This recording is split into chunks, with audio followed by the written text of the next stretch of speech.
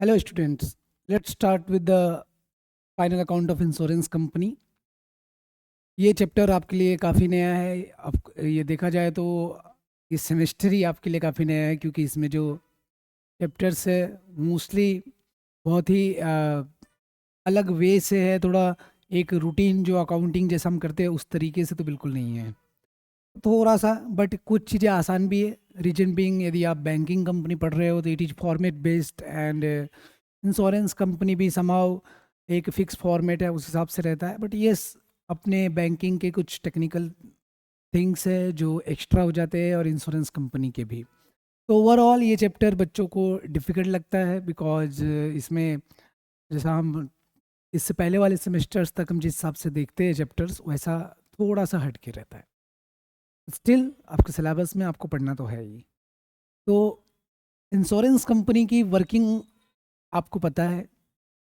मुझे उम्मीद है इंश्योरेंस टर्म आपके लिए पहली बार नहीं है, क्योंकि इंश्योरेंस इसके पहले भी आप बहुत बार सुन चुके हो भाई। आए दिन आप सुनते रहते हो, आपका व्हीकल इंश्योरेंस है ना। टू व्हीलर तो ऑलमोस्ट आप सभी लोगों के पास है।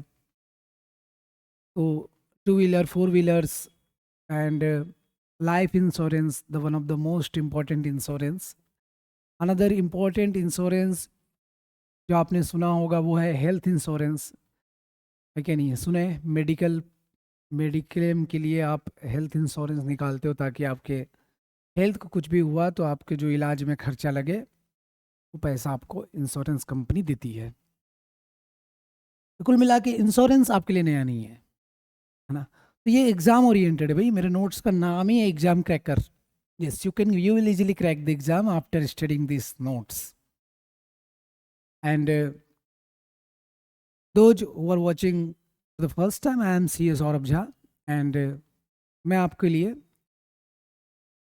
Final account of general insurance company ये लेक्चर अभी रिकॉर्ड कर रहा हूँ, और आपको पूरा ये लेक्चर देखने हैं, इसके बाद वाले लेक्चर भी देखने हैं, एंड काफ़ी सिंसियरली देखना है।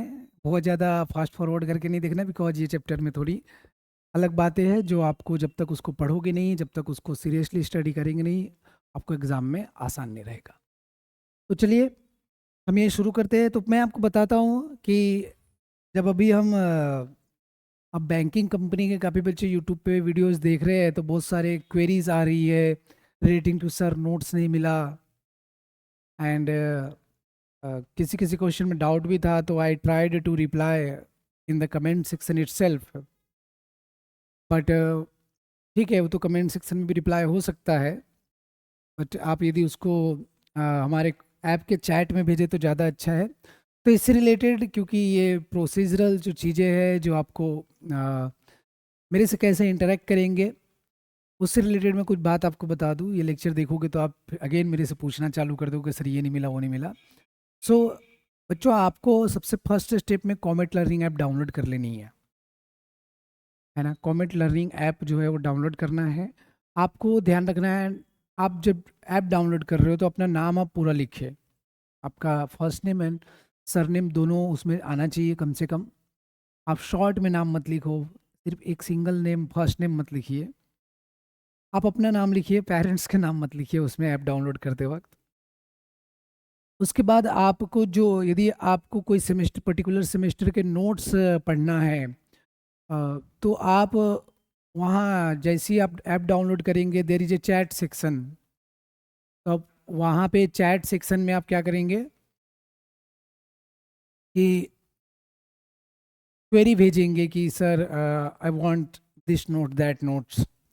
हमारी स्टडी मटेरियल वाली ऐप में एक ग्रुप है जिसमें आपको ऐड कर दिया जाएगा, और आपको स्टडी मटेरियल आप फ्रीली एक्सेस कर सकते हो। वो डाउनलोड नहीं होता है, बस आप पढ़ सकते हो वहाँ पे, है कि नहीं। बहुत टाइम लगता है स्टडी मटेरियल बनाने में, तो हम आपको डाउनलोडेबल तो नहीं दे सकते, बिकॉज आप फ्रीली उसको डिस्ट्रीब्यूट कर दोगे मार्केट में। But still it is free, आप वो ऐप में पढ़ सकते हो, ठीक है। उसमें उसके लिए पेड नहीं है आपके लिए, और वो ऐप में ही वो पीडीएफ खुलता है और आपको वहीं पर पढ़ना है, ठीक है। And don't try to take screenshot and ये सब चीज़ें। यदि आप स्क्रीन शॉट वगैरह लोगे तो आपको वो ऐप ब्लॉक कर देता है, और उसके बाद आपको फिर से रिक्वेस्ट करनी पड़ेगी कि सर प्लीज़ ऐड में unblock me from the batch ना। तो बस इस तरीके से आप देख सकते हो। और जो फ्री लेक्चर्स होते हैं वो भी हम उस स्टडी मटेरियल में डाल के रखते हैं। ठीक है, तो आपको बीकॉम के बैच में ऐड कर दिया जाएगा, आपको सारे सेमेस्टर्स की चीज़ें उसमें दिखती है। Suppose you are in the 4th semester, you will be able to access 5th semester, 6th semester, बाद में भी आप वो सब चीज़ें देख सकते हो। ठीक है, एंड ऑफकोर्स जितनी फ्री वाली चीज़ें वही डाली जाएगी, क्योंकि आपको ही पता है इस सब वीडियोस बनाने में, स्टडी मटेरियल तैयार करने में भी बहुत सारी एफर्ट्स लगते हैं। तो these are just promotional videos you are watching. कुछ महीनों में कुछ चीज़ें तो ज़रूर पेड में कन्वर्ट होगी, but that too with a very affordable and reasonable price है एज कम्पेयर टू मार्केट। ठीक है, and with good quality lectures, आप क्वालिटी में हम कॉम्प्रोमाइज़ नहीं करते हैं।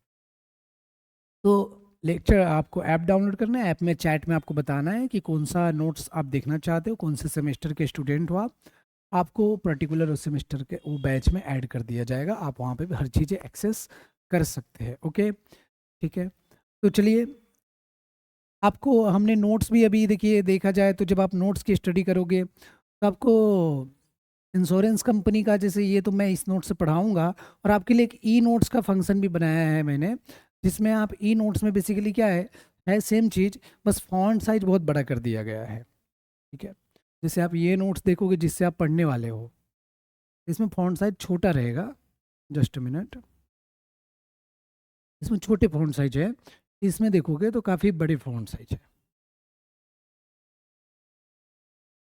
ये हैंग हो गया, ठीक है, ये हैंग हो गया, खुलता है तो देख लेते हैं।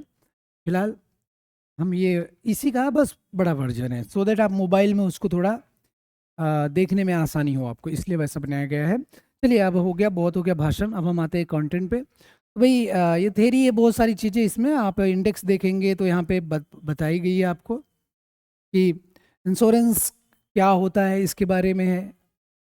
IRDAI एक्ट है, जो क्या है वो भी है। जनरल इंश्योरेंस, आपके जो सिलेबस में बेटा जनरल इंश्योरेंस है, लाइफ इंश्योरेंस की बातें आपको नहीं है सिलेबस में। ठीक है, ओनली जनरल इंश्योरेंस के बारे में ही आपको पेपर में पूछा जाएगा। देखिए, लाइफ इंश्योरेंस का फाइनल अकाउंट अलग होता है, जनरल इंश्योरेंस का फाइनल अकाउंट अलग होता है। लाइफ इंश्योरेंस के अलावा जो भी इंश्योरेंस होता है वो है जनरल इंश्योरेंस। ठीक है, हम ये पूरे सिलेबस में आपके जनरल इंश्योरेंस का डिस्कशन करेंगे बस। तो थोड़ी सी डिस्टिंग्विश बिटवीन है लाइफ इंश्योरेंस और जनरल इंश्योरेंस में, वो हम देखेंगे। इंश्योरेंस के कुछ प्रिंसिपल्स होते हैं, कुछ नियम सिद्धांत है भाई, वो पढ़ना है। और इंश्योरेंस बिजनेस के कुछ इंपॉर्टेंट टर्म्स है ना, जो आपको पता होना चाहिए, जिसके मीनिंग आपको पता रहना चाहिए, तभी जाके आपको क्वेश्चन सॉल्व करने में आसानी होती है।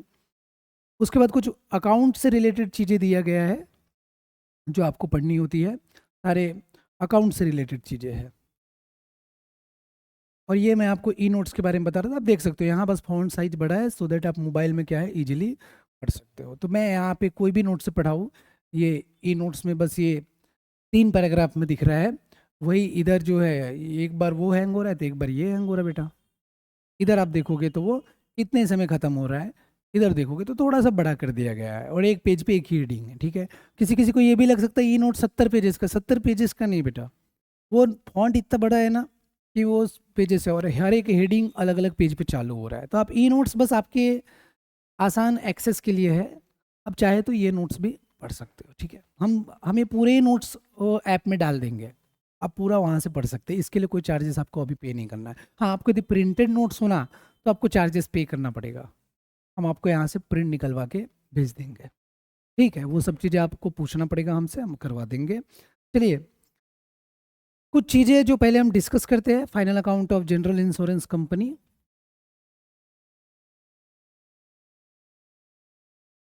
अब इंश्योरेंस क्या होता है, ये इंट्रोडक्शन लेक्चर है तो आपको बता दूं भाई,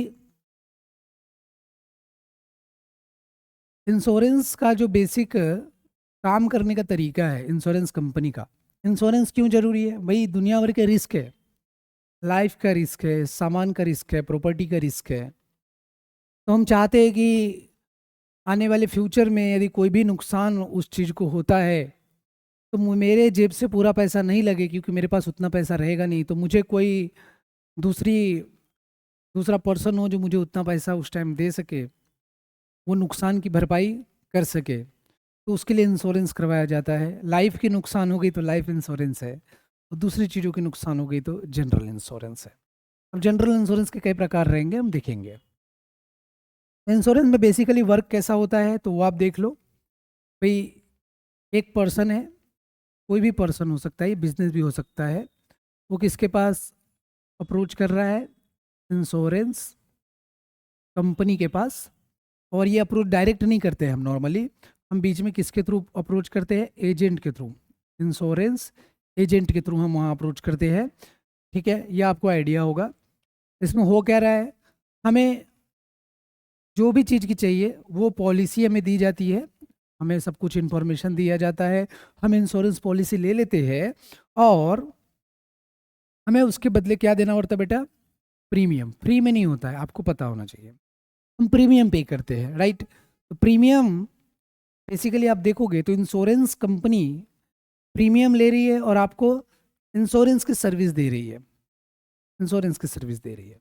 इसमें क्या होगा कि जनरल लाइफ इंश्योरेंस में, लाइफ इंश्योरेंस में यदि आपके लाइफ को कुछ नुकसान हुआ, आपका भाई होना नहीं चाहिए बट आपका नहीं वर्ड यूज करेंगे हम, जिसने भी लाइफ इंश्योरेंस लिया यदि उसका डेथ होता है तो उसको पैसे मिलते हैं जितना भी इंश्योरेंस करवाया गया। लाइफ इंश्योरेंस में अमाउंट का कोई लिमिट नहीं है, अमाउंट आप कितना भी इंश्योरेंस करवा सकते हो। हाँ, लेकिन आपको चेक करते हैं कि आप उसके हिसाब से प्रीमियम भर भी सकते हो कि नहीं भर सकते हो। आपका बाकी यदि सब डॉक्यूमेंट ओके है तो आप 10 करोड़ 100 करोड़ कितना का भी इंश्योरेंस करा सकते हैं, प्रोवाइडेड लाइफ इंश्योरेंस कंपनी भी उतना की करती होनी चाहिए। लेकिन हाँ, इसमें अमाउंट की एज सच लिमिट नहीं है। जनरल इंश्योरेंस में लिमिट रहेगा बेटा। जनरल इंश्योरेंस का सिंपल फंडा है, प्रीमियम इसमें भी आपको पे करना है, पर इसमें अलग अलग प्रकार के पॉलिसी होते हैं, पर एक मोस्ट जो फ्रीक्वेंटली यूज पॉलिसी रहती है वो ये है कि आप प्रीमियम भरते रहे तो 10 साल 15 साल 20 साल जितने साल का आपका सब्सक्रिप्शन है, और आपका उसके बाद या तो कुछ लमसम अमाउंट मिल जाता है और उसके पहले डेथ हो गया तो भी उतना सारा अमाउंट मिल जाएगा। सपोज किसी ने 10 लाख का इंश्योरेंस करवाया है एंड उसने उसको 10 साल तक प्रीमियम भरना है, लेकिन उसके 3 साल बाद ही किसी भी कारण से डेथ हो जाती है तो उसको 10 लाख 3 साल बाद ही मिल जाएगा। ठीक है, उसको और उसके बाद का प्रीमियम भरना नहीं, मर गया बेचारा, अब कैसे भरेगा प्रीमियम? लेकिन उसका डेथ नहीं होता है, बहुत अच्छी बात है, नहीं होता है तो 10 साल बाद भी उसको 10 लाख रुपए मिल जाएगा, पर उसके लिए 10 साल बाद उसको वेट करना पड़ेगा। ठीक है, तो लाइफ इंश्योरेंस है, लाइफ चली गई तो पहले पैसा मिल जाएगा, लाइफ नहीं गई तो जो आपका टेन्योर है वो टेन्योर खत्म होने के बाद, उस समय खत्म होने के बाद पैसा मिलता है। जनरल इंश्योरेंस नॉर्मली 1 साल का होता है, नॉर्मली 1 साल का इंश्योरेंस करवाया, जैसे अपना बाइक का इंश्योरेंस है, कार का इंश्योरेंस है, घर का इंश्योरेंस है, लोग फैक्ट्री की इंश्योरेंस कराते हैं, बिजनेस में कई तरीके की इंश्योरेंस होती है, फायर इंश्योरेंस है, आग वाग लग जाए तो क्या, मरीन इंश्योरेंस भी रहेगा, आप पढ़े होंगे अभी। मरीन इंश्योरेंस मतलब जो शिप होते हैं समुद्र में चलते हैं तो बहुत सारे डैमेज होने का चांस रहता है, कभी डूब सकता है, कभी चोरी हो सकती है कि नहीं, कभी कोई सुनामी आई तो खतरा है। वट एवर रीजन, यदि मरीन को मरीन में गुड्स होते हैं उसको भी नुकसान हो सकता है, तो दैट इज मरीन इंश्योरेंस, अब पढ़ेंगे हम वो भी। तो वो इंश्योरेंस यदि है तो उसका भी आप प्रीमियम भर के उसको भी आप सिक्योर कर सकते हो, उसको भी कुछ नुकसान हुआ तो आपको भरपाई किया जाता है। तो ये सब चीज़ें नॉर्मली 1 ईयर वाली इंश्योरेंस रहती पॉलिसी, तो जनरल इंश्योरेंस 1 ईयर का रहता है, लाइफ इंश्योरेंस तो लाइफ का रहता है, और इसमें भी प्रीमियम जाता है उसमें भी प्रीमियम जाता है। लेकिन इसमें आपका जितना नुकसान हुआ है, जनरल इंश्योरेंस का सिंपल नियम है बेटा, जितना नुकसान हुआ है उतना ही पैसा मिलेगा। जैसे आपने 10 लाख का इंश्योरेंस करवाया, लेकिन आपकी गाड़ी का, देखिए बार बार मैं आपकी बोल रहा हूँ, मैं चाहूँगा आपके साथ कुछ ना हो, और वो एक हैबिचुअल है।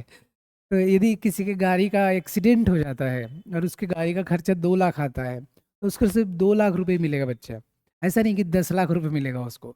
तो ये इसका रूल है कि जितना आपका नुकसान हुआ है ना उतना ही पैसा मिलेगा, और आपका खर्चा 2 लाख का हुआ, आपने इंश्योरेंस सिर्फ 1 लाख रुपए का करा के रखा था तो आपको सिर्फ 1 लाख मिलेगा, ऐसा नहीं फिर ज़्यादा खर्चा हुआ उतना नहीं मिलेगा। ठीक है, तो डिपेंड करता है आपने अमाउंट का कवर लिया है कि लॉस का कवर लिया है। यदि आपने बोला कि नहीं मुझे इतना अमाउंट ही चाहिए तो ठीक है भाई, तेरा जितना भी नुकसान होगा इतना अमाउंट मिलेगा, लेकिन उससे कम नुकसान होगा तो जितना कम हुआ उतना अमाउंट मिलेगा। मतलब नुकसान से ज़्यादा तो आपको कभी पैसा मिलना नहीं है, लेकिन नुकसान ज़्यादा है, इंश्योरेंस कम का कराया तो आपको कम पैसा मिलेगा, ज़्यादा वाला नहीं मिलेगा, ठीक है।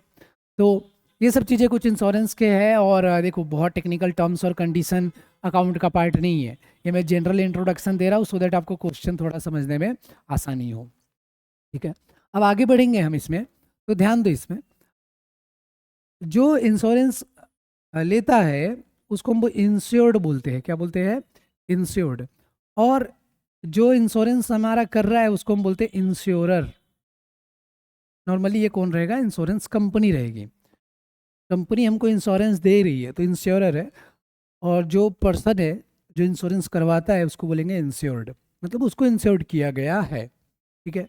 तो इंश्योर्ड पैसा देगा जिसको हम बोलेंगे प्रीमियम, और यदि इंश्योर्ड को कुछ भी हुआ बाद में तो इंश्योरर पैसा देगा, है कि नहीं। हम क्लेम करेंगे कि नहीं करेंगे, हम क्लेम करेंगे, क्लेम करेंगे तो इंश्योरर हमको पैसा देगा। यदि मान लो हमने इंश्योरेंस करवाए और हमारे को कुछ नुकसान हुआ, इंश्योर्ड क्लेम करेगा, इंश्योर्ड मतलब जिसने इंश्योरेंस कराया है, इंश्योरर मतलब जिसने इंश्योरेंस किया है, इंश्योरेंस किया है मतलब कंपनी, इंश्योरेंस कंपनी, उसको इंश्योरर बोलेंगे। और उसके अलावा जो पर्सन, जो सेकेंड पार्टी रहेगी जिसने इंश्योरेंस के लिए प्रीमियम भरा है, जो वो सर्विस अवेल कर रहा है, उसको इंश्योर्ड बोलेंगे। तो यदि इंश्योर्ड को कुछ भी होता है तो भाई क्लेम, इंश्योरर क्लेम देगा मतलब पैसा देगा। तो अभी हम ना इंश्योरर के हिसाब से सोचिए, इंश्योरेंस कंपनी के हिसाब से सोचिए कि इंश्योरेंस कंपनी के लिए इनकम क्या है बच्चों, प्रीमियम हो गया इनकम, क्लियर है। देखो ये नॉर्मल ट्रेडिंग का काम नहीं है, और हॉस्पिटल और ट्यूशन का काम नहीं है कि जहाँ पे आपको ट्यूशन फीस दिखेगा, हॉस्पिटल की रिसिप्ट दिखेगी, ट्रेडिंग अकाउंट में सेल्स दिखता है, यहाँ ऐसा कोई आइटम आपको दिखने वाला नहीं है फर्स्ट ऑफ ऑल, तो ये टर्म समझना जरूरी है। तो इंश्योरेंस कंपनी के लिए इनकम क्या रहेगा, मेनली प्रीमियम रहेगा, और एक्सपेंस क्या रहेगा, मेन एक्सपेंस क्या रहेगा बेटा, क्लेम, क्या रहेगा, क्लेम।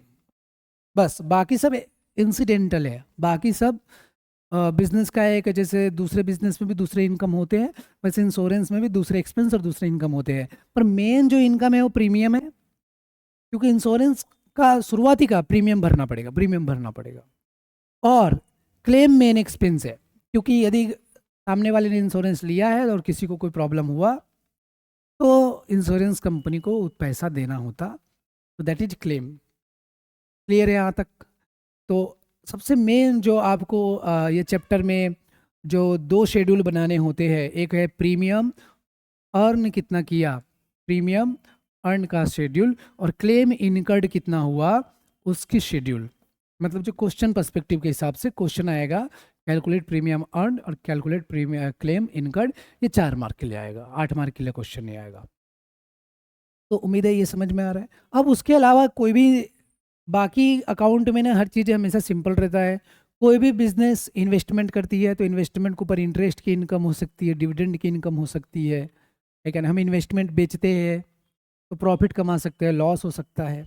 ये तो हर बिजनेस में रहता है, इंश्योरेंस कंपनी में भी होता है। इंश्योरेंस कंपनी थोड़ी ज़्यादा इन्वेस्ट करती है, क्योंकि इंश्योरेंस के पास पैसा आता है, उसका करना क्या है, इन्वेस्ट नहीं करेगी तो पैसा बढ़ेगा कैसे, क्योंकि पैसा क्लेम वगैरह को देना भी पड़ता है ना। तो that is the insurance company thing. उसके बाद अब इतनी बड़ी कंपनी चलाना है भाई, तो लोग रहेंगे, सैलरी देना पड़ेगा, तो इसको को टोटल में हम बोलेंगे कि मैनेजमेंट का एक्सपेंस, बराबर है कि नहीं है, मैनेजमेंट एक्सपेंसेस ऑफ मैनेजमेंट। तो उसमें सारे जितने ऑफिस एक्सपेंस बोलो, प्रिंटिंग स्टेशनरी हो गया, डिप्रिसिएशन भी वहीं आएगा, तो सारे खर्चे। अब क्या ऑडिट फीस, लीगल चार्जेस, ठीक है नहीं है कि कितने भी खर्चे हो सकते हैं यार, अब एक एक खर्चे जब क्वेश्चन करेंगे तो देख लेंगे, है कि नहीं। तो ये तो लॉजिकल है काफ़ी कि भाई कौन से खर्चे होंगे, वेरी सिंपल। तो चलिए एक बार नोट्स में हम गो थ्रू करें कि, और फास्ट फॉरवर्ड करेंगे, क्योंकि थेरी आप पढ़ लेना है, थेरी आप पढ़ेंगे आपको समझ में आ जाएगा।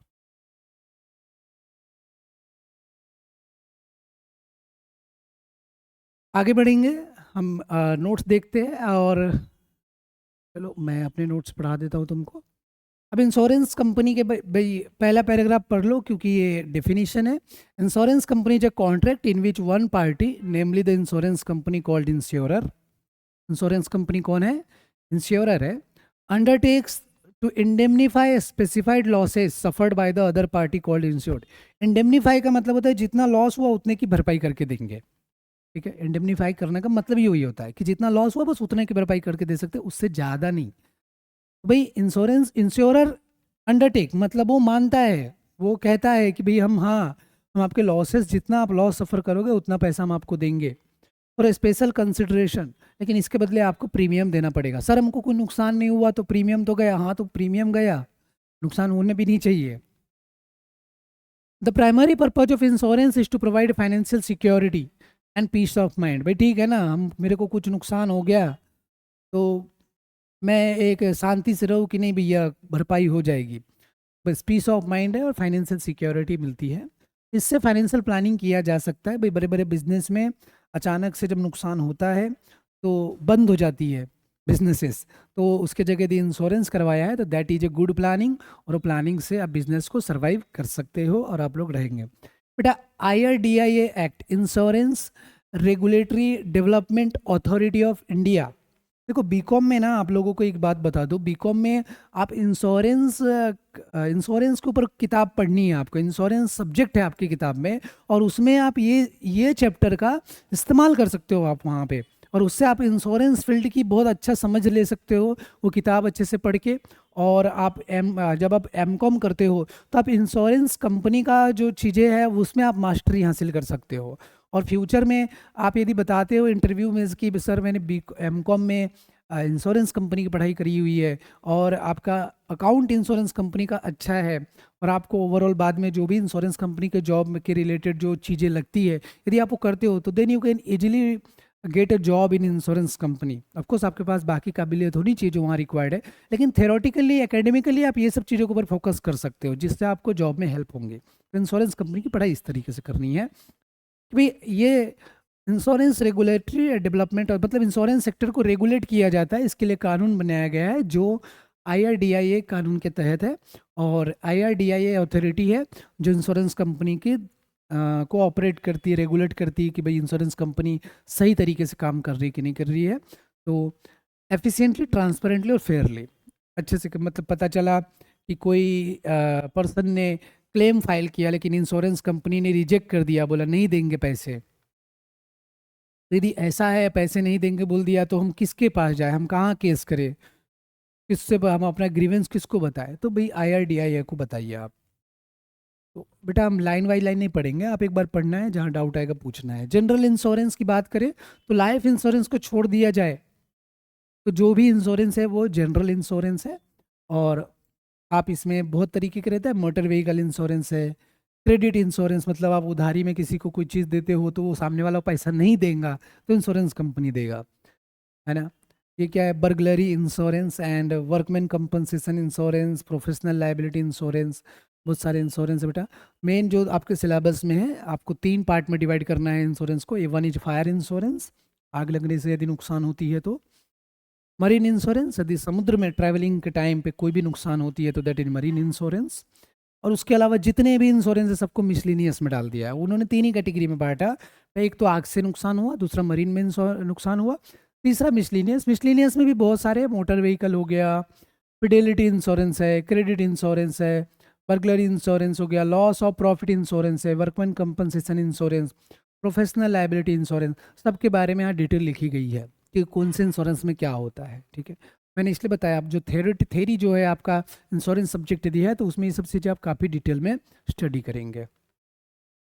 हाँ, जनरल इंश्योरेंस की एक चीज़ ध्यान में रखेंगे कि कंपनसेशन तभी मिलता है जब एक्चुअल लॉस होता है। लाइफ इंश्योरेंस का ऐसा नहीं है। लाइफ इंश्योरेंस की पॉलिसी यदि आपकी इस तरीके की है कि 10 साल का पॉलिसी आपने लिया और प्रीमियम भर रहे हो तो 10 साल बाद आपको पैसा पक्का मिलेगा जितना इंश्योरेंस आपने करवाया हो, या तो आप डेथ होता है तो पैसा मिलेगा। लेकिन जनरल इंश्योरेंस में ऐसा नहीं है, ऐसा नहीं साल भर बाद कुछ ना कुछ पैसा मिलेगा। यदि गाड़ी का इंश्योरेंस है, गाड़ी को कुछ हुआ तो ही पैसा मिलेगा। यदि हम डिस्टिंग्विश बिटवीन देखें लाइफ इंश्योरेंस और अदर इंश्योरेंस की, तो लाइफ इंश्योरेंस में जो टाइमिंग ऑफ पेमेंट है बेटा, कि इंश्योरेबल अमाउंट इज पेएबल, मतलब जितना हमने इंश्योरेंस करवाया है जितने अमाउंट का वो कब मिलता है, या तो डेथ पे या तो मैच्योरिटी पे। या तो पर्सन का डेथ हो गया तो उसको पैसा मिलेगा, डेथ नहीं हुआ तो जितने साल का इंश्योरेंस लिया है वो साल खत्म होने के बाद उसको पैसा मिल जाएगा। अदर इंश्योरेंस में जब तक वो घटना घटती नहीं है, happening of the uncertain event, happening of the uncertain event, जब वो घटना घटेगी तभी उसको पैसा मिलेगा। Value of policy, insurance can be done for any value. Life insurance में वैल्यू में कोई लिमिट नहीं है, आप 10 लाख 50 लाख 1 करोड़ कितने की भी आपको उतना प्रीमियम भरना पड़ेगा। जितना ज़्यादा का इंश्योरेंस कराएंगे उतना ज़्यादा प्रीमियम भरना पड़ेगा। That is the basic logic. The sum payable under it is limited to the amount of loss actually suffered. जितना लॉस हुआ है सिर्फ उतने का ही इंश्योरेंस आप कर सकते हैं, उससे ज़्यादा का इंश्योरेंस नहीं कर सकते। सॉरी, उससे ज़्यादा क्लेम आप नहीं कर सकते, आपको उससे ज़्यादा पैसा नहीं देंगे insurance company. Duration of contract, these are long term contract running over the number of years. Life insurance से लंबे समय के लिए रहता है, जनरल इंश्योरेंस से नॉर्मली 1 साल के लिए रहता है, आजकल 5 साल के लिए भी एक साथ इंश्योरेंस हो रहे हैं।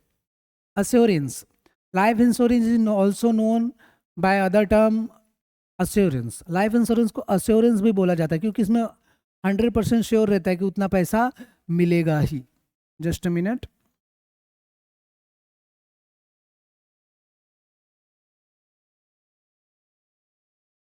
भाई हम थे ड्यूरेशन ऑफ कॉन्ट्रैक्ट पे, अश्योरेंस पे थे। अदर पॉलिसी, ये सब जनरल इंश्योरेंस वाले पॉलिसी को हम इंश्योरेंस बोलते हैं, अश्योरेंस नहीं बोल सकते उसको आप, ठीक है। चलिए आगे बढ़ेंगे। डिटर्मिनेशन ऑफ लायबिलिटी, अब यहाँ लायबिलिटी कितनी हमें पे करनी पड़ सकती है वो निकालने के लिए एक्चुरीज जो रहते हैं, आपको पता है एक्चुरीज एक कोर्स है, आपको पढ़ना पड़ता है, तो आपको एक्चुरीज की उपाधि भी दिया जाता है भाई। तो पेरियोडिकली एस्टिमेट लगाते हैं कि पॉलिसीज़ का कितना लायबिलिटी हो सकता है और वो लायबिलिटी के हिसाब से प्रॉफिट निकाला जाता है, ठीक है, वैल्यूएशन बैलेंस शीट बना के। ये आपको जब पढ़ोगे यदि बाद में एडवांस में, तो लाइफ इंश्योरेंस की फाइनल अकाउंट आपको पढ़ना पड़ सकता है, अभी वाले सिलेबस में तो नहीं है। The portion of the premium is carried forward as a provision for unexpired liability and the balance of net claims and expenses is taken as profit और लॉसेस। भाई जो प्रीमियम जनरल इंश्योरेंस में आता है, तो हम पढ़ेंगे जब क्वेश्चन सॉल्व करेंगे तब, कि भाई कुछ जो प्रीमियम का कंपोनेंट है हम इनकम में नहीं मानते हैं, उसको प्रोविजन लेके जाते हैं, और उतना पोर्शन हटाने के बाद क्लेम माइनस करते हैं, दूसरे खर्चे माइनस करते हैं, आया तो प्रॉफिट लॉस आता है फिर उसके बाद। तो ठीक है, वो थोड़ा ये दोनों जो पॉइंट है वो अकाउंटिंग से कंसर्न रखता है, अकाउंटिंग का पॉइंट हम पढ़ेंगे तो बताएंगे। ये था डिफरेंस बिटवीन बेटा। जो इंपॉर्टेंट टर्म्स कुछ आपको बता दूं कि पहला तो इंश्योरेंस पॉलिसी है। इंश्योरेंस पॉलिसी जो एक पॉलिसी डॉक्यूमेंट बनता है जिसमें टर्म्स कंडीशन सारी लिखी रहेगी, जो इंश्योर्ड और इंश्योरर के बीच में जो एग्रीमेंट हुआ है उसकी डॉक्यूमेंट है, ठीक है। इसमें टर्म्स कंडीशन रहेगा उसको, और उसमें पॉलिसी अमाउंट भी लिखा रहेगा। प्रीमियम, प्रीमियम मतलब जो आप ये सर्विस ले रहे हो इंश्योरेंस का, तो इसके लिए जो बंदा इंश्योरेंस ले रहा है वो कुछ पैसा इंश्योरेंस कंपनी को देगा, depending upon the value of insured amount, कितना अमाउंट का इंश्योरेंस करवाया गया है उसके हिसाब से प्रीमियम रहेगा। और ये फ्रंट एंड में भरना पड़ता है, एडवांस में।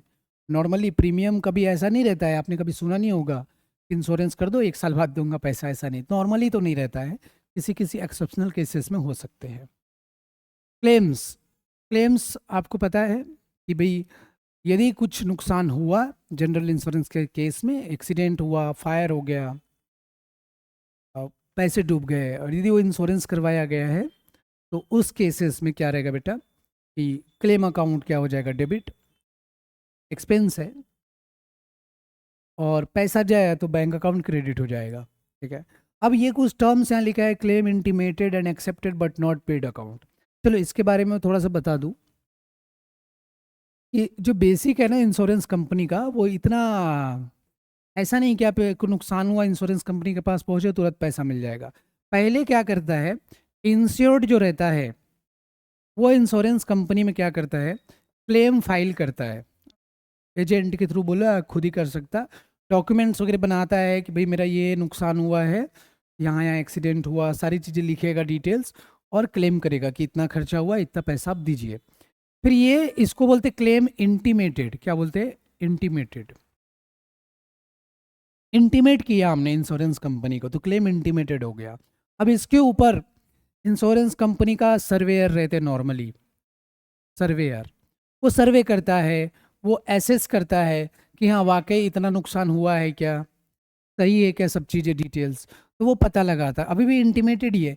सब पता लगाने के बाद क्या रहेगा, वो एक्सेप्ट करेगा या तो रिजेक्ट करेगा, ठीक है, दोनों में से कुछ भी करेगा। तो एक्सेप्ट करने के बाद वो ज़्यादा इंटीमेटेड एंड एक्सेप्टेड, क्योंकि एक्सेप्ट कर लिया गया इंश्योरेंस कंपनी द्वारा। एक बार एक्सेप्ट कर लिया गया तो इंश्योरेंस कंपनी को पैसा पे करना पड़ेगा, तो यदि पे कर दिया तो एक्सपेंस हो ही गया, नहीं पे किया तो भी एक्सपेंस है, तो उसको बोलते हैं एक तो रहेगा intimated but not accepted, intimated but not accepted, intimate किया लेकिन अभी तक इंश्योरेंस कंपनी ने एक्सेप्ट किया नहीं है। एक है intimated and accepted but not paid, मतलब इंटीमेट हमने कर दिया, इंश्योरेंस कंपनी ने एग्री भी किया कि हम पे करेंगे, लेकिन अभी तक पे किया नहीं है, ठीक है, तो ये तो चलता। वो दूसरा है कि भाई इंटीमेटेड एक्सेप्टेड एंड पेड, तो पूरा फाइनल ही हो गया, तो 3 केस हो सकते हैं, लेकिन नियम के हिसाब से ये बोलता है कि यदि इंटीमेटेड है और एक्सेप्टेड है तो खर्चा है ही, तो डेबिट करो क्लेम अकाउंट को, पता है ना, खर्चा अकाउंट डेबिट होता है। इंटीमेट किया लेकिन एक्सेप्ट नहीं किया तो भी वो खर्चा हो सकता है तुम्हारा, क्योंकि तुमने एक्सेप्ट नहीं किया फिर भी तुमको उसको एक्सपेंस मानना है, इंश्योरेंस कंपनी को उसको एक्सपेंस मानना है। आप रिजेक्ट करोगे वो बाद में देखेंगे, आपको इंटीमेशन आ गई ना क्लेम की तो आपको एक्सपेंस में बुक करना है, ठीक है। तो ये कोई भी रहे, इंटीमेटेड नॉट एक्सेप्टेड रहे तो भी आपको क्लेम अकाउंट को डेबिट करना है, मतलब खर्चा मानना है, क्लेम में ऐड करना है, ठीक है। क्वेश्चन में हम और देखेंगे, surrender value normally life insurance policy में रहता है कि यदि आप 10 साल का प्रीमियम भरना है पर आपके पास अब काबिलियत नहीं है, आप नहीं भर सकते, मान लो तो आप कैपेबल नहीं हो उसके लिए, तो आप 5 साल बाद ही बोलते हो कि सर मुझे अर्जेंट में पैसा है, मैं इस पॉलिसी को कंटिन्यू करना नहीं चाहता हूँ, तो उसको उस टाइम आपको सरेंडर करना पड़ता है इंश्योरेंस पॉलिसी को। तो उसमें सरेंडर वैल्यू उस टाइम आपको कंपनी बताएगी, देखिए हम आपको इतना पैसा दे सकते हो, वो पैसा को बोलते हैं सरेंडर वैल्यू। इंश्योरेंस का जो बिजनेस है बेटा कमीशन पे चलता है, इतने सारे एजेंट घूमते रहते हैं, हर एजेंट को इंश्योरेंस कंपनी कमीशन देती है, वो कमीशन का भी रेट फिक्स है, ऐसा नहीं कि कुछ भी कमीशन दिया जा सकता है, इंश्योरेंस का कमीशन एक लगभग फिक्स रहता है, उसी हिसाब से कमीशन दिया जाता है। तो ये जो कमीशन कितना रह सकता कितना नहीं रह सकता है, ये IRDAI रेगुलेट करती है। री इंश्योरेंस, री इंश्योरेंस एक बार और डिटेल में है, पर री इंश्योरेंस में क्या होता है आपको बताता हूँ मैं, थोड़ा इसको देख लेंगे। हम अभी री इंश्योरेंस के ऊपर चर्चा करने जा रहे हैं, ब्रीफ वाली। देखो ये टर्म सब समझ में आना आपको ज़रूरी है, अदरवाइज आपको क्वेश्चन सॉल्व करने में दिक्कत होगी। मुझे उम्मीद है आपको प्रीमियम समझ गया है, क्लेम समझ गया है, कमीशन एक्सपेंस होता है ये समझ में आया। कमीशन इंश्योरेंस कंपनी अपने एजेंट्स को बांटती है ताकि वो और पॉलिसी और इंश्योरेंस करवा के दे, लोगों को लाए, बराबर है। क्लेम, जब इंश्योरेंस कंपनी को क्लेम फाइल किया जाएगा, इंश्योरेंस कंपनी के लिए मेन खर्चा है वो प्रीमियम, इंश्योरेंस कंपनी का मेन इनकम है, इतना समझा। अब इन्हीं 3 बातों का री इंश्योरेंस में इस्तेमाल है। री इंश्योरेंस में क्या है, ये ए है, ए ने इंश्योरेंस करवाया बजाज इंश्योरेंस से, मान लो इससे बजाज इंश्योरेंस, ये बजाज इंश्योरेंस है, ए ने इससे क्या किया, इंश्योरेंस करवाया। ए ने क्या दिया बेटा, प्रीमियम, और यदि कुछ हुआ तो बजाज इंश्योरेंस क्लेम का पैसा ए को देगा, यहाँ तक क्लियर है। अब ऐसे कई लोगों का बजाज इंश्योरेंस ने प्रीमियम इंश्योरेंस करवाया है। अब बजाज क्या करता है, रिलायंस इंश्योरेंस के पास जाता है, रिलायंस इंश्योरेंस, क्योंकि बजाज को ऐसा लगता है कि मेरे पास बहुत क्लेम हो जाएगा यदि मैं अकेले करता हूँ, तो अकेला यदि मैं काम करूँगा तो मेरे को बहुत पैसा देना पड़ सकता है, तो उनको वो कहाँ जाता है, बजाज इंश्योरेंस के पास। और ये अलग अलग पॉलिसी वाइज भी रहता है और एक इकट्ठा ग्रुप वाइज भी रहता है, ठीक है। तो बजाज बोलेगा रिलायंस को कि ये जो ए का इंश्योरेंस है, ए का इंश्योरेंस है, मैं इसका आपके साथ क्या कर रहा हूँ, री इंश्योरेंस कर रहा हूँ, क्या कर रहा हूँ, री इंश्योरेंस कर रहा हूँ। समझ में आ रहा है, यहाँ ए ने बजाज से इंश्योरेंस करवाया और बजाज ने ये पॉलिसी का रिलायंस से इंश्योरेंस कर लिया, वही री इंश्योरेंस में यहाँ पे बजाज क्या देगा, अब प्रीमियम देगा, और यदि ए के साथ कुछ भी होता है, मतलब ए का नुकसान हुआ, तो रिलायंस वाला किसको पैसा देगा, बजाज वाले को, और बजाज वाला किसको पैसा देगा, ए वाले को। समझ में आया क्या? पहले तो बजाज वाला ए को देगा। देखो, ए का रिलायंस से कोई लेना देना नहीं रहता है री इंश्योरेंस में। ए ए का इंश्योरेंस था बजाज के साथ, लेकिन बजाज ने उसी इंश्योरेंस को किससे ले लिया? रिलायंस से ले लिया। समझ में? होशियार बनाओ। यदि ए को नुकसान हुआ तो पहला ए किसके पास जाएगा? बजाज के पास जाएगा कि रिलायंस के साथ जाएगा? देखो, रिलायंस से ए का कोई लेना देना नहीं है। मान लो रिलायंस इंश्योरेंस ने बजाज इंश्योरेंस को पैसा नहीं दिया, तो बजाज वाला ए को नहीं बोल सकता कि नहीं भाई मैं तो तेरे इंश्योरेंस का री इंश्योरेंस करवाया था, ऐसा नहीं बोल सकता। यहाँ एक बजाज से क्लेम करेगा। लेकिन बजाज अपने सेफ्टी के लिए, हो सकता है कि इसके पास इंश्योरेंस पॉलिसी यदि ज़्यादा हो, बोलेगा कि नहीं एक साथ बहुत रिस्क हो सकता है मेरे ऊपर, तो पार्ट जो पॉलिसी है उसका वो री इंश्योरेंस करवा सकता है, पार्ट या फुल जितना उसको इच्छा हो, डिपेंडिंग अपॉन द रेगुलेशन।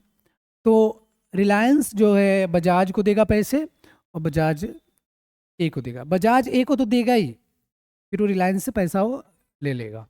अब ये जो री इंश्योरेंस है ये पार्टली भी करवाया जा सकता है, फुल्ली भी करवाया जा सकता है, पार्ट भी रह सकता है और फुल इंश्योरेंस भी रह सकता है।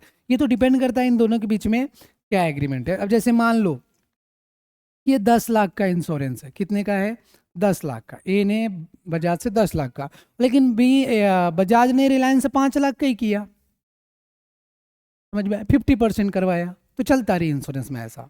तो जब भी यदि ए को नुकसान होता है तो बजाज, जैसे ए को नुकसान हुआ 6 लाख का, ए को नुकसान हुआ बच्चों 6 लाख का, तो 50% इसका रिलायंस ने किया है, तो 3 लाख रुपए रिलायंस देगा इसको क्लेम। समझ में? क्लेम किसको देगा? बजाज को। और बजाज खुद का 3 लाख प्लस रिलायंस से जो है 3 लाख, वो दोनों मिला के 6 लाख रुपए किसको दे देगा? ए को दे देगा। समझ में आ रहा है? क्लियर है? री इंश्योरेंस में 2 बार इंश्योरेंस हो रहा है एक ही चीज का। एक तो ओरिजिनल जो इंश्योर्ड है वो फर्स्ट इंश्योरर से करवा रहा है, और फर्स्ट इंश्योरर जो है सेकंड इंश्योरेंस से पॉलिसी ले रहा है। ठीक है, यहाँ पे ये इंश्योर्ड हो गया, ये इंश्योरेंस कंपनी हो गया। ठीक है, अब ये इस तरीके से चलता है, तो बजाज को भी प्रीमियम देना पड़ेगा, है ना? फ्री में थोड़ी ना रिलायंस वाला करेगा, तो रिलायंस वाले को ए नहीं देगा प्रीमियम। तो री इंश्योरेंस प्रीमियम मतलब क्या हो गया? वैसे ही यदि मैं बजाज के हिसाब से करूँ तो इसने री इंश्योरेंस यहाँ करवाया है, तो इसको बोलते बेटा री इंश्योरेंस सीडेड। क्या बोलते हैं? सीडेड। री इंश्योरेंस सीडेड। सीडेड मतलब अपना अधिकार देना किसी को। तो ये जो इसके ऊपर इंश्योरेंस का था, उसने इंश्योरेंस का अधिकार किसको दिया? रिलायंस इंश्योरेंस को दिया। तो यदि हम एक इंश्योरेंस कंपनी किसी दूसरी इंश्योरेंस कंपनी से इंश्योरेंस करवाती है तो उसको बोलते हैं री इंश्योरेंस सीडेड। और वही कोई और कंपनी बजाज को भी तो री इंश्योरेंस दे सकती है। उल्टा कोई दूसरी कंपनी है वो आएगी बजाज इंश्योरेंस के पास कि सर आप हमारा इंश्योरेंस आप कर लीजिए, तो यहाँ पे जो रिलायंस का रोल है वो बजाज का रोल हो जाए। री इंश्योरेंस हम एक्सेप्ट करेंगे, उस केस में हम क्या करेंगे? एक्सेप्ट करेंगे। तो री इंश्योरेंस एक्सेप्ट भी कर सकता है, री इंश्योरेंस सीड भी। री इंश्योरेंस सीड करना मतलब हमने री इंश्योरेंस करवाया कहीं और, तो हम प्रीमियम देंगे और जब प्रॉब्लम हुआ तो हमें क्लेम मिलेगा। लेकिन यदि हमने री इंश्योरेंस एक्सेप्ट किया है तो प्रीमियम लेंगे हम। जैसे यहाँ पे बजाज ने ए से इंश्योरेंस क्या किया? एक्सेप्ट किया, तो प्रीमियम लिया। तो वैसे कोई दूसरी इंश्योरेंस कंपनी भी यदि बजाज के पास इंश्योरेंस करवाने आती है, इंश्योरेंस कंपनी कोई पॉलिसी के लिए, तो बजाज इंश्योरेंस प्रीमियम लेगा और जब जरूरत रहेगी तो क्लेम देगा। ठीक है, तो यहाँ जब हम प्रीमियम कैलकुलेशन करेंगे ना, तो री इंश्योरेंस सीडेड में, अब ध्यान देना, यदि आप किसी एक कंपनी के बारे में बात करोगे तो री इंश्योरेंस सीडेड की बात करेंगे हम। री इंश्योरेंस सीडेड, ये मान लो इंश्योरेंस कंपनी है ए, इंश्योरेंस कंपनी ए है। वे री इंश्योरेंस सीडेड मतलब क्या हुआ कि हमने दूसरे इंश्योरेंस कंपनी से इंश्योरेंस करवाया। ठीक है, और एक रहेगा री इंश्योरेंस एक्सेप्टेड। क्या रहेगा? एक्सेप्टेड मतलब हमने किसी को री इंश्योरेंस करके दिया, री इंश्योरेंस करके दिया मतलब कोई और इंश्योरेंस कंपनी है वो हमसे री इंश्योरेंस करवाया। तो ठीक है, अब सीडेड में प्रीमियम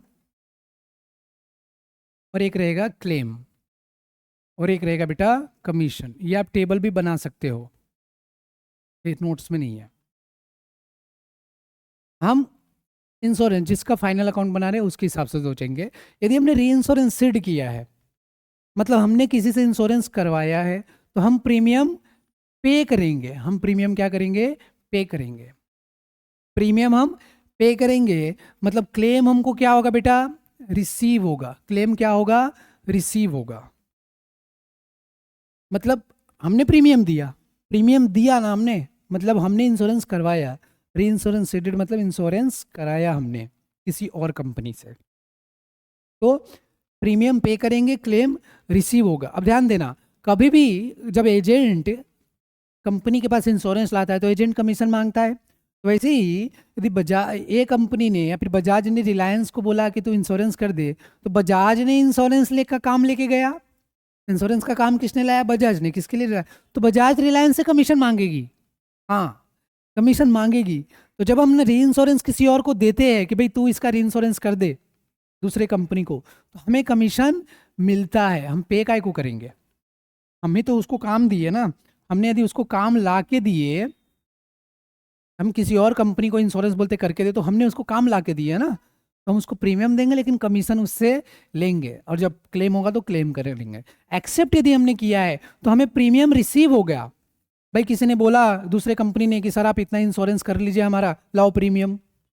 प्रीमियम यदि लिया तो क्लेम जब करेगा सामने वाला, यदि किसी को नुकसान होगा तो सामने वाली कंपनी आपसे मांगेगी पैसे, अब तो हमें क्लेम पे करना पड़ेगा। अब उसने आपको काम ला के दिया, जब आपने री इंश्योरेंस एक्सेप्ट किया, तो यहाँ पे कमीशन हम क्या करते हैं?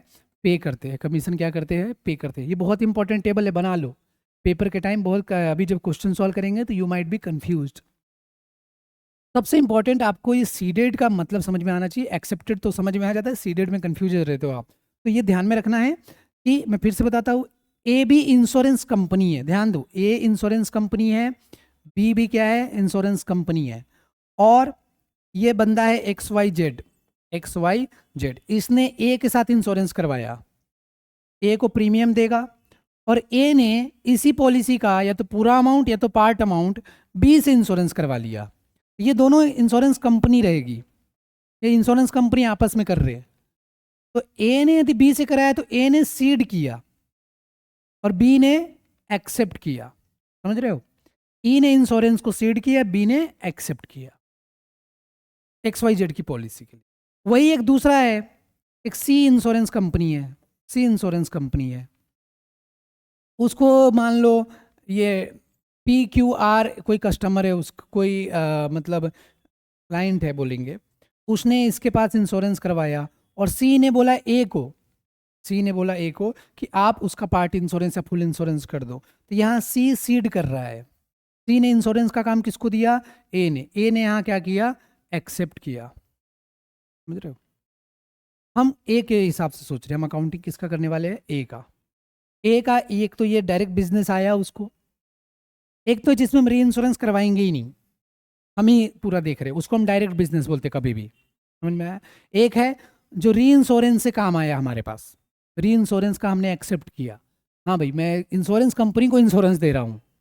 समझ में आया? इंश्योरेंस कंपनी को इंश्योरेंस देना मतलब री इंश्योरेंस बेसिकली। ठीक है, तो मुझे उम्मीद है री इंश्योरेंस आपको समझा है, और ये टर्म्स इसलिए समझना जरूरी है आपको, ट्रेड करना, एक्सेप्ट करना। ठीक है, तो यदि इसमें डाउट रहेगा ना तो आप मेरे से पूछ लेना है क्लियरली कि सर री इंश्योरेंस का कॉन्सेप्ट फिर से समझाइए। Will repeat it again, I try to explain everything. ठीक है, तो सीडेड मतलब हमने किसी और इंश्योरेंस कंपनी से इंश्योरेंस करवाया, एक्सेप्टेड मतलब हमने किसी और इंश्योरेंस कंपनी को इंश्योरेंस करके दिया। तो हमने जब सीड किया मतलब हमने किसी और से इंश्योरेंस करवाया, तो हमें प्रीमियम देना पड़ेगा, और क्लेम हुआ तो आएगा। वैसे इंसीडेड में हमने उसको काम ला के दिया तो हमने कमीशन लेंगे उससे।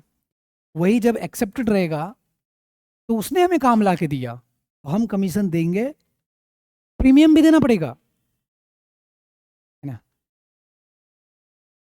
सॉरी, प्रीमियम हमें आएगा, वो प्रीमियम देगा तभी हम उसका इंश्योरेंस करेंगे, नहीं तो क्यों करेंगे? और वो काम ला के दिया तो हमें कमीशन पे करना पड़ेगा, और उसने प्रीमियम दिया, यदि प्रॉब्लम हुआ, उसको कोई पॉलिसी का क्लेम आया, तो हमें उसका पैसा भी देना पड़ेगा पे। सर क्लेम नहीं आया तो अपना इनकम हो गया, प्रीमियम अपना इनकम हो गया। पर वही तो, हाँ, इंश्योरेंस कंपनी तो चाहती है कि क्लेम ना आए, है कि नहीं? तभी तो वो कमाएगी ना। पूरे क्लेम ही क्लेम आते हैं, हर इंश्योरेंस पॉलिसी कभी क्लेम नहीं करती ना, ऐसा तो नहीं सबका इंश्योरेंस कराया सबका अचानक एक साथ नुकसान हो गया, ऐसा रहा तो इंश्योरेंस कंपनी बर्बाद हो जाएगी। क्योंकि प्रीमियम आती 50,000, इंश्योरेंस है 50 लाख का, तो ऐसे तो सबके 50,000 आके 50 लाख रुपए देने लग जाओ, ऐसा नहीं रहता है, ठीक है? उसमें भी टर्म्स कंडीशन रहते हैं। तो ये री इंश्योरेंस एक्चुअल में बहुत इंपॉर्टेंट है ये, as far as question is concern. तो सीडिंग कंपनी मतलब जो अपना रिस्क जो है शिफ्ट कर रही है। यदि आप री इंश्योरेंस कराते हो तो रिस्क क्या कर रहे हो, शिफ्ट कर रहे हो। पूरा रिस्क मैं क्यों लूँ, ये बंदे का क्लेम है वो पूरा, नॉर्मली बड़ा इंश्योरेंस रहता है तो ऐसा किया जाता है, पूरा रिस्क में क्यों लूँ। और इंश्योरेंस का फिर से टॉपिक आएगा, उसमें थोड़ा डिटेल में पेपर में आपको थेरी में आता है कि right a short note on री इंश्योरेंस, तो आपको उस टाइम री इंश्योरेंस समझना चाहिए।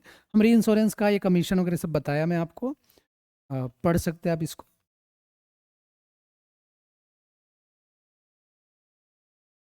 Bonus in reduction of premium कई बार रहता है कि कई कई जो कस्टमर है भाई, इंश्योरेंस करवाता है लेकिन 2-2 3-3 साल साल साल भर तक क्लेम नहीं होता है, बस इंश्योरेंस का पैसा भरते जाता है। तो इंश्योरेंस कंपनी दया करती है, यार ये बड़ा बढ़िया कस्टमर है, ये प्रीमियम भी भरता है और कभी इसका क्लेम नहीं आता है, कभी नहीं आता है क्लेम, बहुत अच्छा आदमी है, तो इसको क्यों ना, अब क्लेम तो लेता नहीं कभी क्योंकि नुकसान उसको होता नहीं है, फिर भी इंश्योरेंस भरता है, तो क्यों ना उसका प्रीमियम थोड़ा सा हम कम कर दे।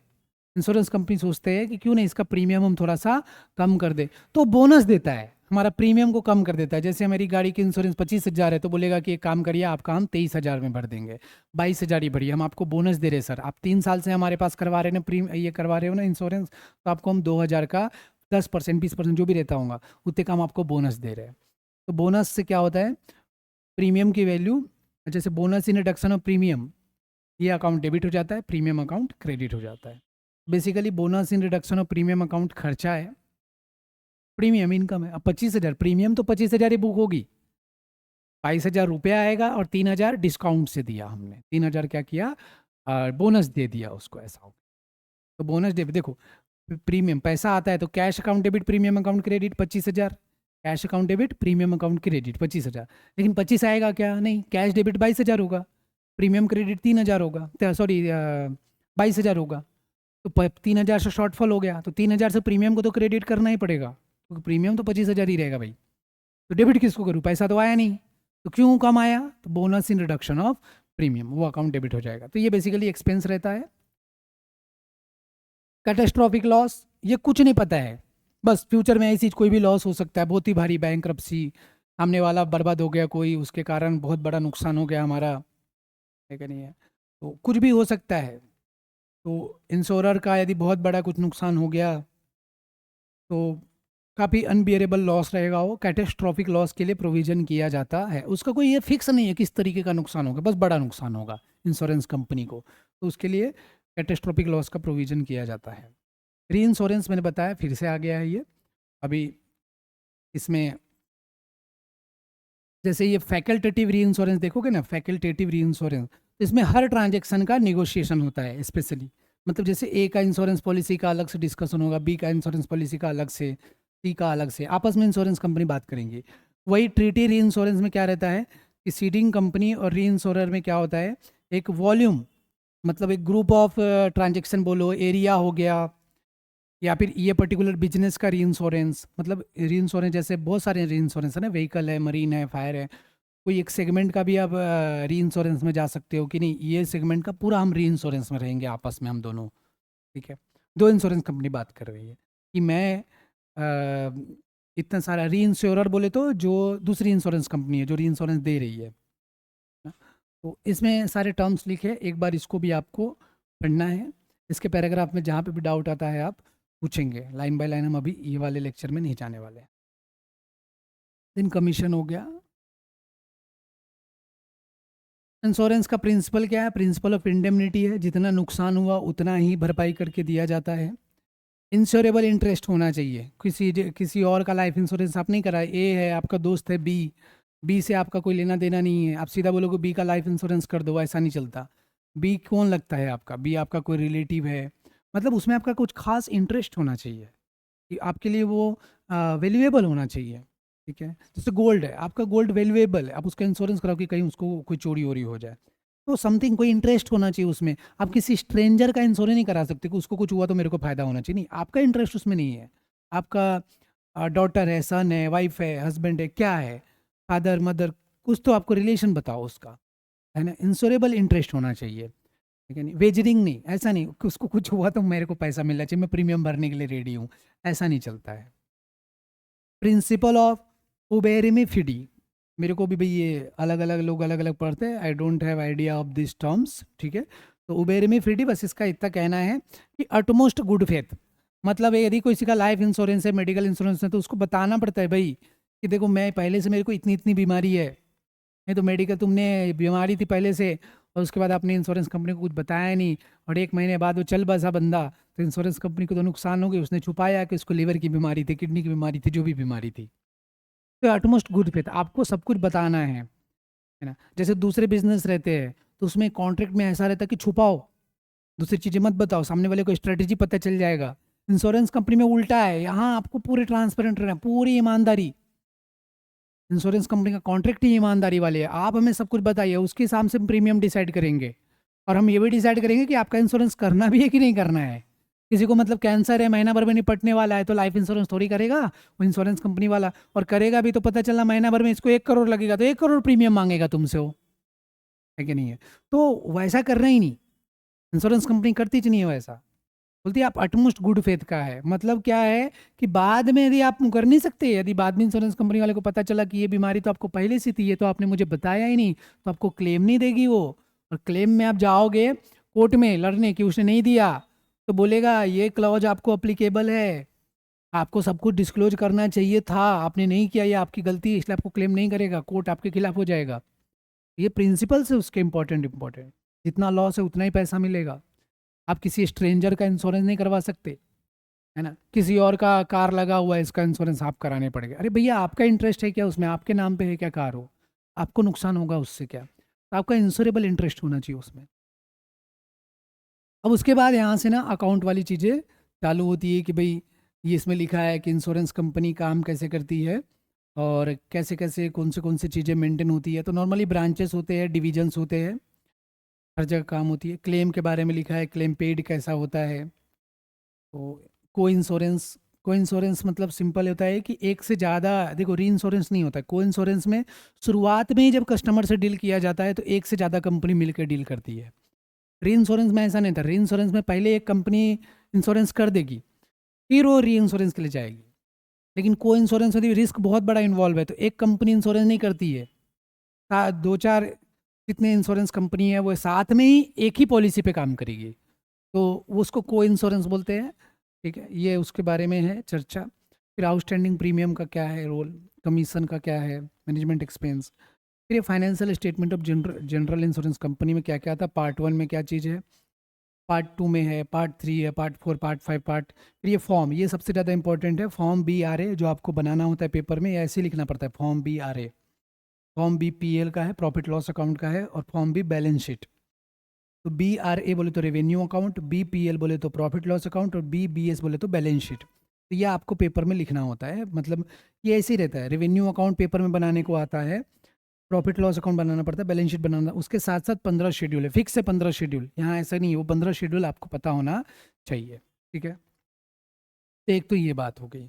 तो इसके बाद वाले जो लेक्चर है ना, उसमें मैं आपको फाइनेंशियल स्टेटमेंट और इसके जो शेड्यूल्स है हम वो चर्चा करते हैं, क्योंकि ये लेक्चर में इंट्रोडक्शन पार्ट ही इनफ है, ठीक है। इसके बाद वाले लेक्चर में आपको पूरी ये फाइनेंशियल स्टेटमेंट के ऊपर चर्चा है, और हम पूरे पॉइंट्स कवर करेंगे, इसके शेड्यूल्स भी देखेंगे, है ना, शेड्यूल्स में क्या क्या डिटेल है वो भी मैं आपको बताऊंगा, ठीक है। और उसके बाद वाले लेक्चर से हम फिर क्वेश्चन चालू करेंगे। तो शुरू में, क्योंकि ये सब टॉपिक ऐसा नहीं है कि फाइनल अकाउंट जैसा, मतलब प्रोप्राइटरशिप पार्टनरशिप अकाउंट थोड़ा हटके है, तो थोड़ा सा पहले इसका कॉन्सेप्ट जानना जरूरी है ना। बच्चों में थोड़ा मुझे पता है, मैं थोड़ा फास्ट फास्ट बताता हूँ, रीड नहीं करता हूँ थेरी को, क्योंकि रीजन बिंग हमें काफ़ी कम समय में ये सब चीज़ें कवर करना है। अदरवाइज एक एक चैप्टर का यदि लेक्चर ना 30-30 घंटे का हो जाएगा, you will not have enough time. और थेरी आप इसको पढ़ के भी समझ सकते हो, स्टिल आपको नहीं समझता है कोई थेरी कि सर ये टॉपिक समझा ही नहीं, एक बार दोबारा आप बताइए, इसमें ये पर्टिकुलर वर्ड का मीनिंग समझाइए, I will explain it to you, ठीक है। तो कि भाई जो अपना लेक्चर्स है वो यदि आपको पसंद आ रहा है तो इसको शेयर कर दो। ज़्यादा से ज़्यादा सब्सक्रिप्शन बढ़नी ज़रूरी है। That is the one of the motivation for us to record as many lecture as possible. हम कोशिश कर रहे हैं, हम ऑल्दो हम पेड लेक्चर बनाएंगे फिर भी हम इसमें फ्री लेक्चर जितना होगा जो टू द बेस्ट, स्पेशली जो वन शॉट है, आने वाले समय में जो वन शॉट है, रिवीजन लेक्चर है, वो सब पूरा फ्री ही अपलोड होने वाले हैं।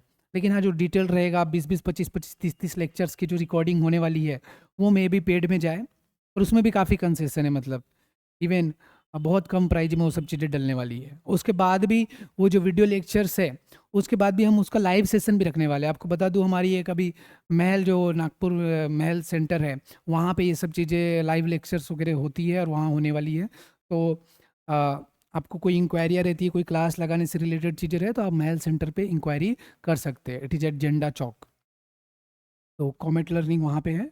और आप इस पे देखोगे मैप पे भी वो सब चीज़ें अवेलेबल है, और यू कैन डेफिनेटली कॉल अस, आप उसको ज्वाइन कर सकते हो, ठीक है। तो आप इसको प्लीज़ शेयर करो, है ना। बहुत सारे आप लेक्चर देख रहे हो, अनसब्सक्राइब्ड व्यूज मुझे बहुत दिखते हैं, तो please try to subscribe it if you can, है ना। क्योंकि बहुत ज़्यादा हम रेलेवेंट लेक्चर ही डालते हैं और नोटिफिकेशन सिर्फ उसी के आते हैं ना। Apart from that we take classes of 11, 12 CBSE state and CA की भी कोर्सेस हम लोग कंडक्ट करते हैं। तो आप यदि इंटरेस्टेड रहे तो डेफिनेटली आप यदि ये सब चीज़ में आप रेफर करते हो तो that will be helps to us, okay. तो thank you for watching, bye bye. अगला लेक्चर हम तुरंत लेके आ जाएंगे, आप वो भी देख लेना, ठीक है। Thank you very much.